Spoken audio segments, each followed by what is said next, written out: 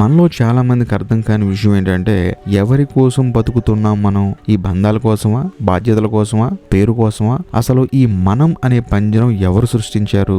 మనం పుట్టగానే మనకి ఇష్టం ఉన్నా లేకపోయినా ఒక గదిలోకి తోసేస్తారు. ఆ గదికి సంసారం అని పేరు పెడతారు. ఆ గదిలో నువ్వు అనే అర్థం ఉంటుంది, కానీ అందులో నీ నిజమైన రూపం కనపడదు. ఎందుకంటే నువ్వు ఇంకొకరితో కలిసి ఉండాలి కనుక.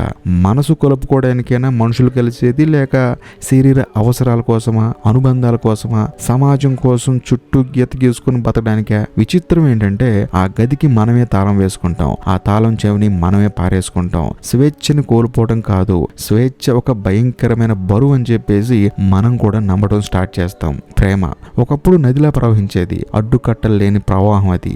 ఏ రెండు మనసులైనా కలిసి ప్రవహించేవి. దానికి ఏ మతము లేదు, ఏ కులము లేదు, ఏ ఒప్పందం లేదు. అది ఒక ఆత్మల కలయిక. కానీ మనం ఆ నదిని ఆపేశాం, దాన్ని చెరువుగా మార్చేసాం. చెరువుకి వివాహం అని చెప్పేసి పేరు పెట్టాం. ఆ చెరువులో మనల్ని బంధించుకొని అది సురక్షితం అని చెప్పి అనుకుంటున్నాం. ఆ చెరువులోనే మనం బతకాలి, ఆ చెరువులోనే మనం చనిపోవాలని మనల్ని మనం నమ్మించుకుంటున్నాం. కానీ ప్రవహించే నీళ్ళల్లో ప్రాణం ఉంటుంది, కానీ నిలిచిన నీళ్ళల్లో నాచు తప్ప ఏమీ ఉండదు. కొన్ని వేల సంవత్సరాల క్రితం ఒక జ్ఞాని తన శిష్యులకి ఇలా చెప్పాడు: మీరు ఒకరినొకరు ప్రేమించుకోండి, కానీ ఒకరిపై ఒకరు అధికారం చెలాయించకండి. ఎందుకంటే ప్రేమ ఒక వరం, అది ఆస్తి కాదు. ఆస్తిని బంధించగలం కానీ వరాన్ని కాదు కదా. ప్రేమ అంటే రెండు శరీరాలు కలవడం కాదు, ఒకరినొకరు అర్థం చేసుకొని ఆనందంగా బతకటం.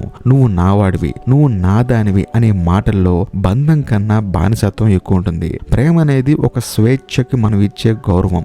నువ్వుగా ఉండని చెప్పడం, నీ జీవిత లక్ష్యాన్ని నెరవేర్చుకో, నేను నీతో ఉంటా అని చెప్పటం. ఇది ఒకరు మరొకరిని నిరంతరం వెతకడం. ఈ వెతుకులాటలో ఒక కొత్త మనసు పుడుతుంది. అది ఎప్పటికీ అంతం లేని ఒక ప్రయాణం. ఇక అలవాట్లు అనే పంజరం గురించి మాట్లాడుకుంటే, ఈ పంజరం కేవలం వివాహానికి పరిమితం కాదు.